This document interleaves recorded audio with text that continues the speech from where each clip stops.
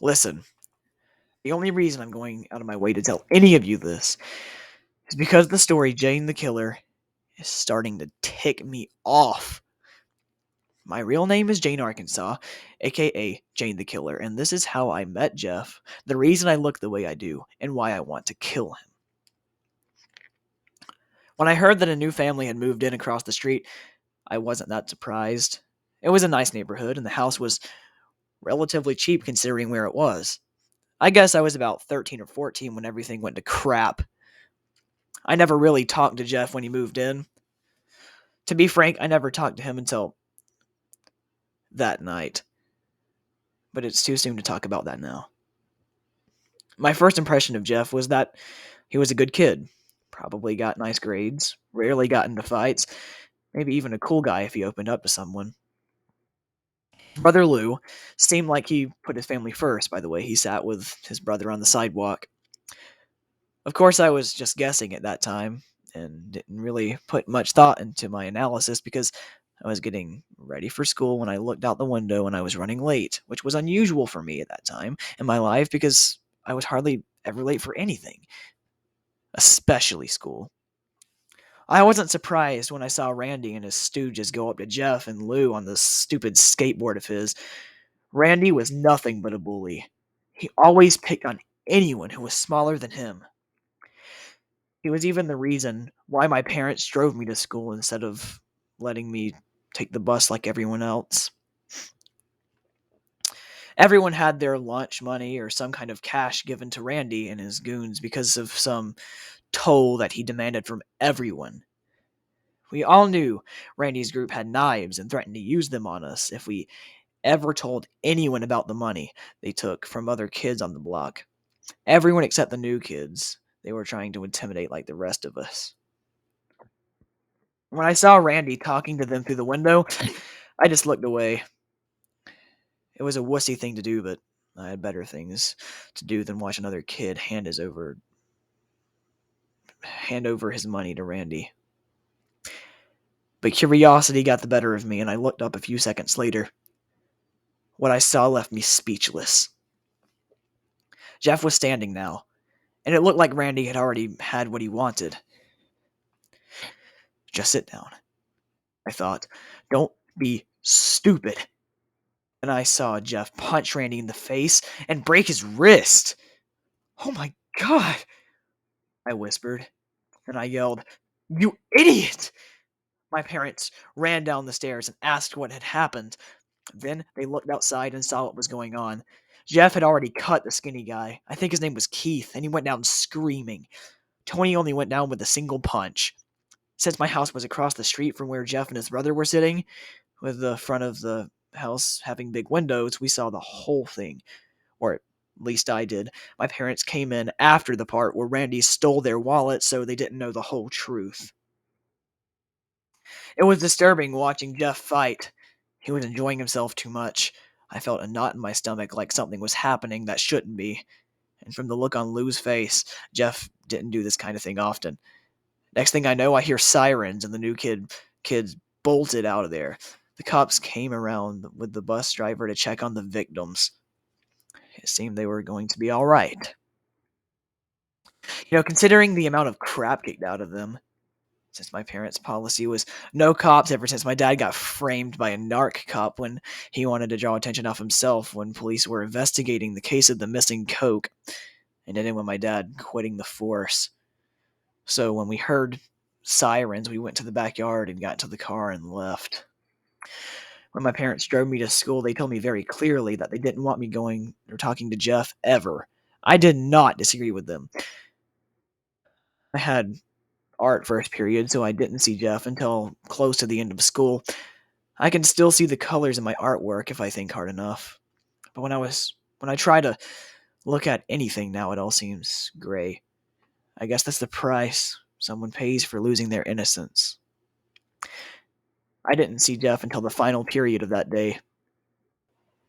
When I did, he seemed off. At first, I thought he was just faking the joy so people wouldn't suspect him for the crime that he did. But he was really enjoying himself. It wasn't because he was so excited to be at school. I could tell that much from him. The smile he wore looked more sadistic to me. It was the smile of a madman. The second that bell rang, I bolted out those doors as fast as I could. Nobody but me knew what Jeff really was: a freak. The next day seemed to be passing without incident at first. Then I saw the police car in front of Jeff's house. Looks like they got you, I thought. Nobody could have gotten away with something like that, with the neighborhood watch and everything. But I was wrong with who they arrested. Instead of coming out with Jeff like I expected they would, the police came out with Lou, his brother. I was barely forming the thought of Jeff framing his brother for the assault when he came out of the house yelling at Lou, "Lou, tell them I did it!" I was able to hear him this time because the front door was open to my house. I couldn't hear what Lou said in reply to Jeff's outburst, but it was definitely not what Jeff wanted to hear. A few seconds later, the police drove off with Lou, and Jeff was left outside with his mother. A few minutes later, she went inside the house and left Jeff outside. Although I couldn't hear him from across the street, I could tell that he was crying. But who wouldn't be in that situation? The next day's rumors were spreading like wildfire about Lou. It took so long for the rumors to get started because everyone was afraid to talk about Randy getting his butt handed to him. When it was revealed that he wouldn't be coming back to school for a few days, everyone decided to take advantage of that fact and enjoy it as much as possible, and lots of random bullcrap started popping up. I heard Lou cut off Keith's arm. Oh, yeah? Well, I heard that Lou hit Troy so hard in the stomach that he roughed up blood. That's nothing. I heard that he punched Randy so hard in the nose that it came out the back of his head, and etc., etc., etc. Personally, I didn't want anything to do with Jeff or his brother, but he just looked so alone and upset that I had to do something. So I wrote him a note telling him that he had a friend in this place and that I was going to testify at Lou's trial about what really happened. I left the note at his desk signed with the letter J before class started, then left the room. When I came back, Jeff was at his desk and the note was gone. Saturday rolled around and I was home alone while my parents were at work. The kid next door was having a birthday party. At the time, I left my window open because I wanted a nice breeze in my room while I did my homework. But the kids were getting so loud that I decided to close my window. I was about to close it when I saw Jeff playing with the kids. He was running around wearing one of those fake cowboy hats and carrying a toy gun. He looked so ridiculous I had to laugh. Maybe he isn't the monster I think he is, I thought, ashamed of myself for suspecting he could have been one. As I was closing the window, I saw Randy, Keith, and Troy jump over the fence on their skateboards to where Jeff was. "Not again," I said to the open window. I saw Randy and Jeff exchange small talk, but I couldn't hear what they said over the sound of the kids yelling and screaming. Then Randy rushed at Jeff and tackled him. I was about to grab the phone and dial 911 when I heard Troy and Keith shout, "No one interrupts or guts will fly." I looked out the window again and saw that they both had matching guns in their hands. I couldn't have called for help then without endangering the lives of other. I couldn't have called 911 anyway. The batteries in my phone was dead. Jeff was on his side getting kicked by Randy in the face when he grabbed his foot and twisted it. Randy fell over and Jeff tried to walk back to the house when Troy grabbed him by the collar and threw him towards the house. I heard glass breaking and I knew that they were going to kill him. "Randy, you butthole!" I screamed at him, but he couldn't hear me over the sounds of the kids screaming. I couldn't wait anymore, so I ran to my parents' bedroom and searched for my dad's cell phone, hoping that he forgot it at home. My heart was pounding in my chest, knowing that the longer it took for me to get help, the higher the chance of someone getting killed was. I finally found the phone underneath the bed. I was wasting no time punching in the numbers. 911. Hello? I need help. There's an emergency going on next door. Some guys jumped the fence and are beating up someone. They've got guns. You need to hurry, please. Okay, miss. I need you to tell me the address and I'll send help right away.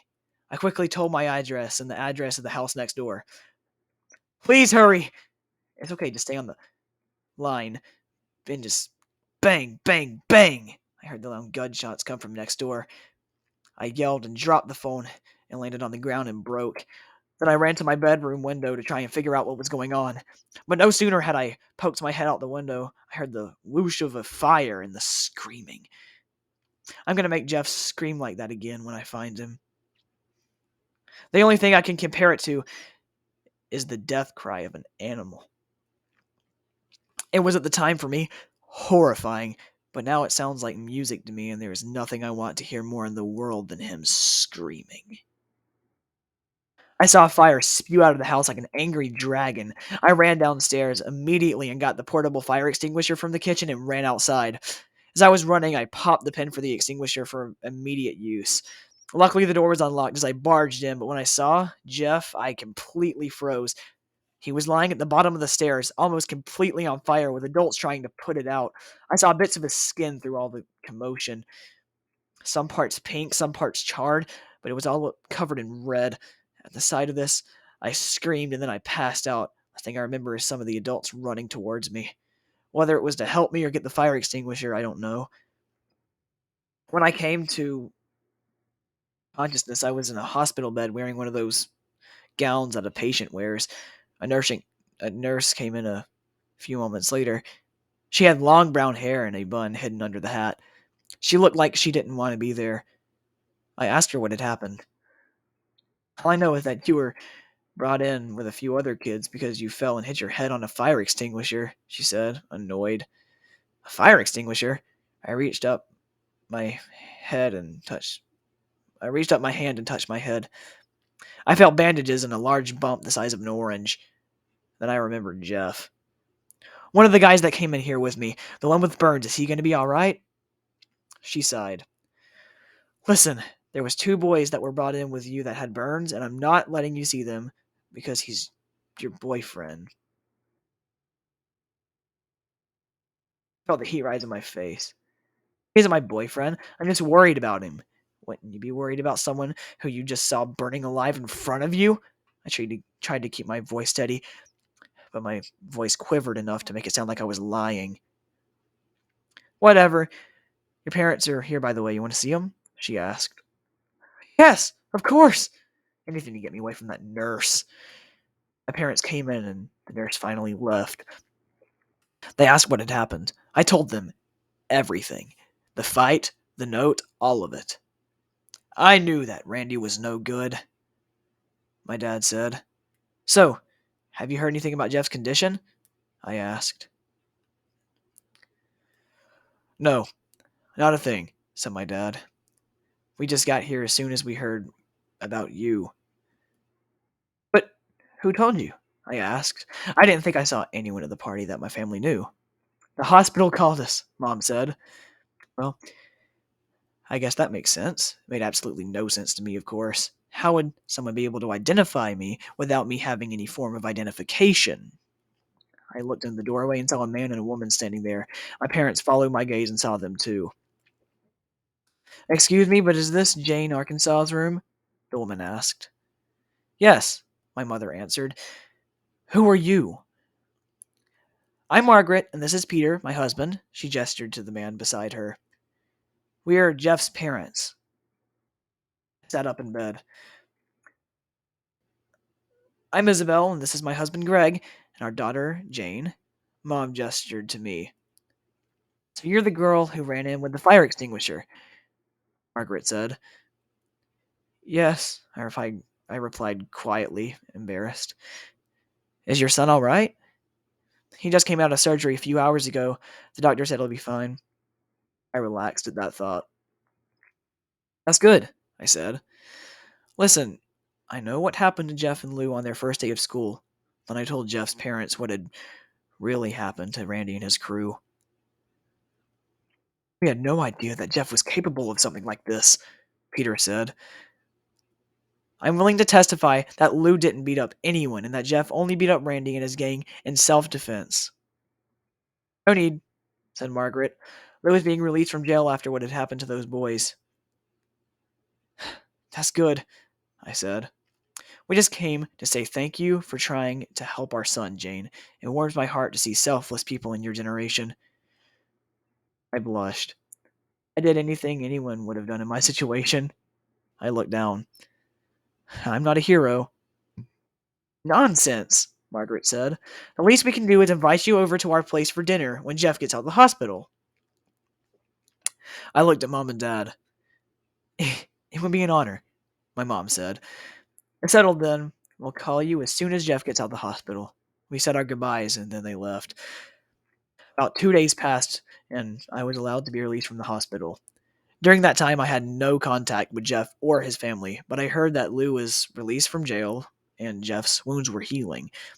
When I got back to school, I became the center of attention, more or less because I was the only one who saw what had happened at the party. But the only people I told about what had happened were my friends Danny, Marcy, and Erica. I didn't know what to tell them, so I told them what I saw. Sounds like Jeff got his butt handed to him, said Danny. She had raven black hair with sapphire blue eyes. She was usually the most level headed of us. Well, at least he went down fighting. I heard he took those idiots to the hospital with him. Erica snickered. She always dressed like she was from the 80s or something. Long, thigh high, rainbow colored socks with hair to match and always wearing some kind of backpack with her. He also took Jane to the hospital. Maybe she was trying to beat him up too, Marcy laughed. She seemed to be the girly girl of our little group.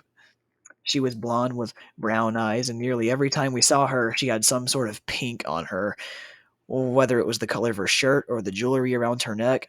She was one of the biggest drama queens I knew, always stretching out the truth or blowing something out of proportion. I told you, I went over there to try and help Jeff because something was wrong, I muttered. I was the plain Jane. Brown hair, green eyes, completely unremarkable looks wise. Or maybe you wanted to see your love one last time before he left to go get help for himself, Marcy said in her dramatic voice. I just looked at her with my eyes the size of dinner plates. What? You can't deny it, Jane Arkansas. You have a crush on Jeff. Every blood cell in my body decided to migrate to my face at once when she said that. What? No, I just wanted to help him, that's all. Liar! I saw you leave that note on his desk. What was it? A confession of your love to him? No, it was nothing like that at all. I was just so you admit you left him a note then. What do you mean? I was guessing. She gave me a cynical little smile and then just waited for my response. The other girls started laughing at me. Jane, it's only a joke. I was just kidding. Marcy smiled. Your face is redder than a tomato, Erica cackled.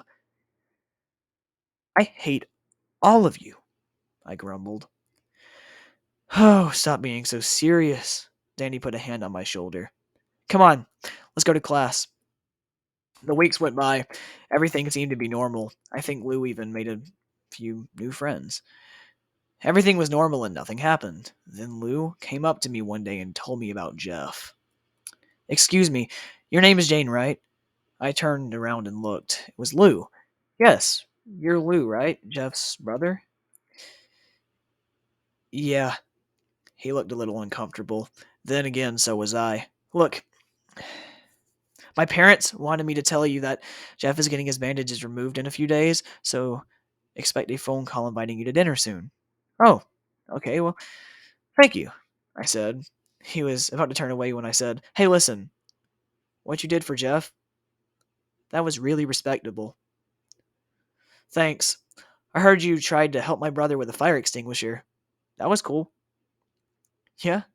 Well, thanks. See you around, I guess. Yeah, see ya. I was watching him walk away when I heard a little voice beside me say, Cheating on your boyfriend, are you? The frick? I turned around, surprised. It was Marcy. And with his own brother, nonetheless, she faked gasped. Shut up, I yelled. Then I turned my head to make sure Lou didn't hear me. He didn't.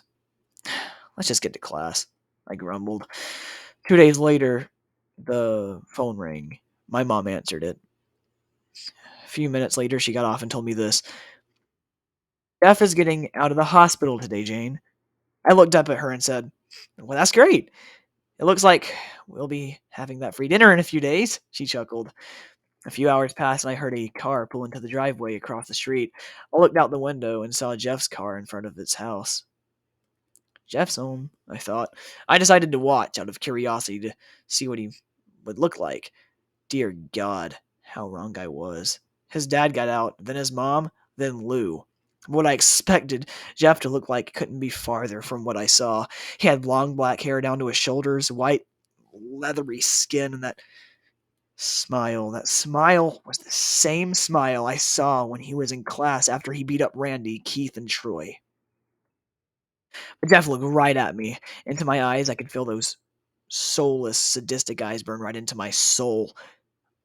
I still shake from the memory, even now as I type this.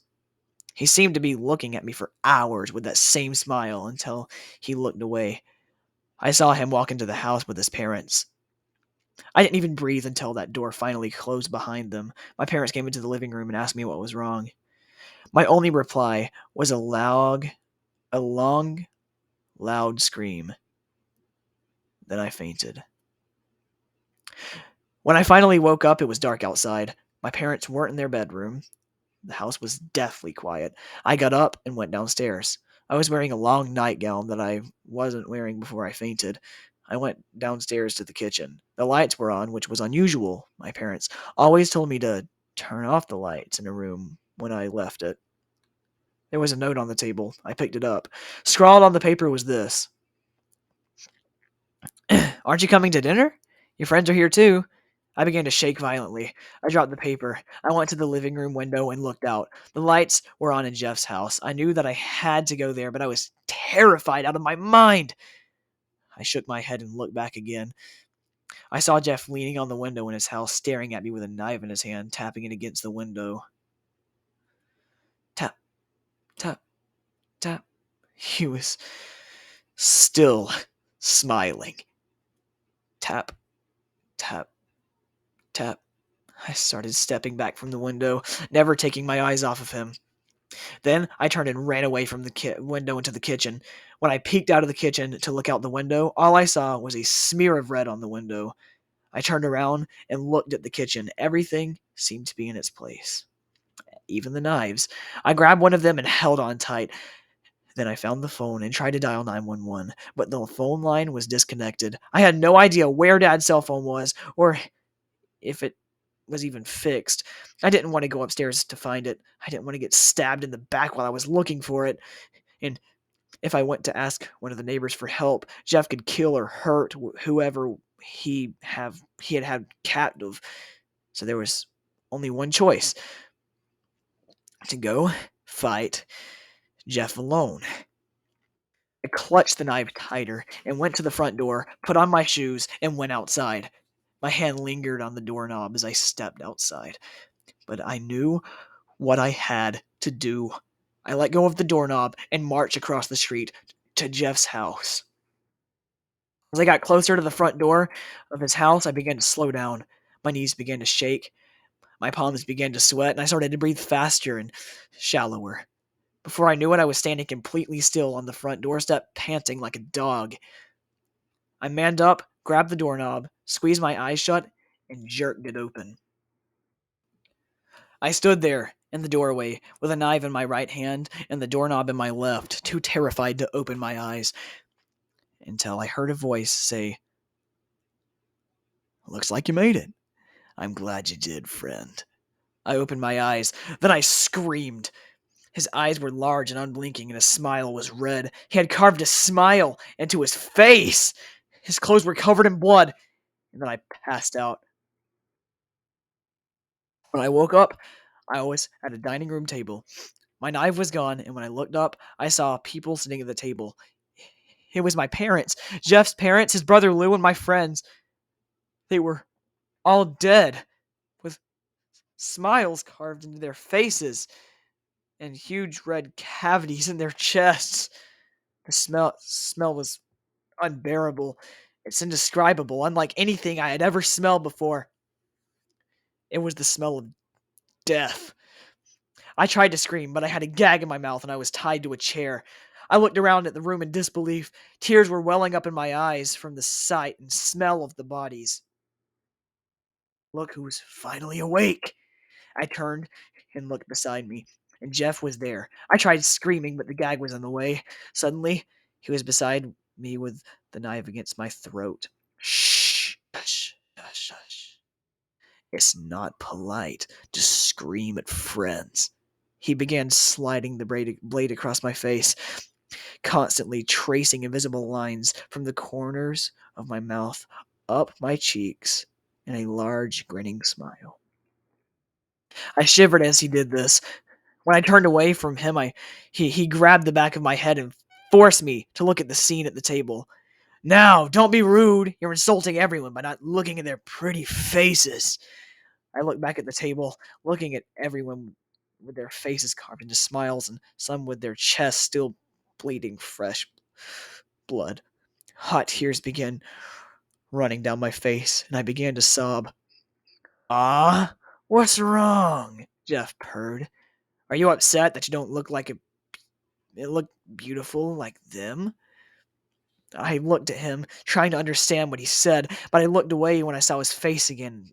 Looked back at the table. Don't worry, I'll make you beautiful too. What do you say? He then slid the knife under the gag and cut it off. I spat out the gag and looked at him straight in the eyes, trying to hold his gaze. He tilted his head to the side as he looked back at me. Then I shut my eyes and looked away from him. Then I muttered darkly, Go frick yourself. Then I turned to look at him again. You Joker reject? He just laughed in my face. I preferred it when he just smiled. You're even funnier than I thought. He came closer to me. I looked away again, feeling his breath on my skin. Friends do friends favors, right? Well, I'm going to do you a favor. I felt him let go of the back of my head. When I looked back, he was out of the room. I looked back at the table once more, taking it all in. Fresh tears started to come down my face as I remembered my family and friends who were alive only a few hours ago. I was still crying when Jeff came back. Don't cry, he said. It'll be all over soon. I looked down at him and saw he was holding a jug of bleach and a can of gas. My eyes widened as I looked back at him. I didn't have any alcohol, so this'll just have to do. Then he began to douse me in bleach and gasoline. We had better hurry, Jane. I've already called the firemen. Then he held up a single match and lit it and threw it at me. The flames erupted as soon as the match came into contact with me. I screamed as loud as possible. The pain was unbearable. I could feel the flesh melting off my body, the heat invading every pore in my body, blood evaporating in its veins, and my bones becoming charred and brittle. Before I blacked out, I heard Jeff laughing. See you later, friend. I hope you become as beautiful as I am. Then everything went black. When I woke up, I was sitting in a hospital bed, bandaged from head to toe.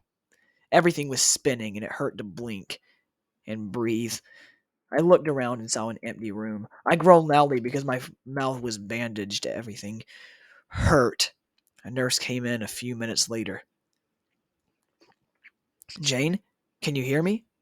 I looked towards her. The room started spinning even more. Jane, I'm your nurse, Jackie. I don't know how to say this, but your family died in the fire. I'm sorry. Tears started falling down my face again. I sobbed. No, no, honey. Don't cry. You won't be able to breathe if you do. I couldn't stop. Jane, I'm going to have to give you something to help you calm down, all right? I felt something run into my bloodstream, and then I fell asleep again. When I woke up again, I can move more, and my body wasn't as bandaged as it was when I first woke up. I looked around and saw that my room had flowers in it. Some were fresh, some were dying. I tried to get up, but a nurse came in and put me back down. Easy, Jane. You've been asleep for a while. Try to take it easy. I tried to speak. My voice came out rough and sandpapery.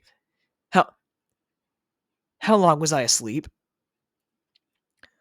Almost 2 weeks. You were put in a medically induced coma in order for your body to heal. I'm the same nurse you saw the first time you woke up. Give me a mirror, I said. Jane, I don't think that's what. Get me a mirror. I felt the handle of a mirror get slipped into my hand. I looked into the mirror and I dropped it to the floor. The shattering of the mirror didn't compare to the shattering of my realization. My skin was leathery and brown.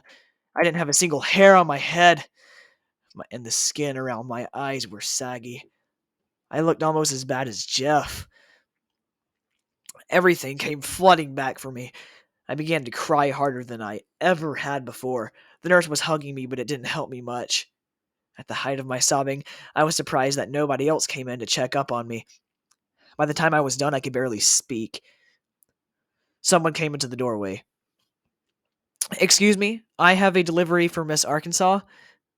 I'll take those. Jackie stood up and went to the doorway.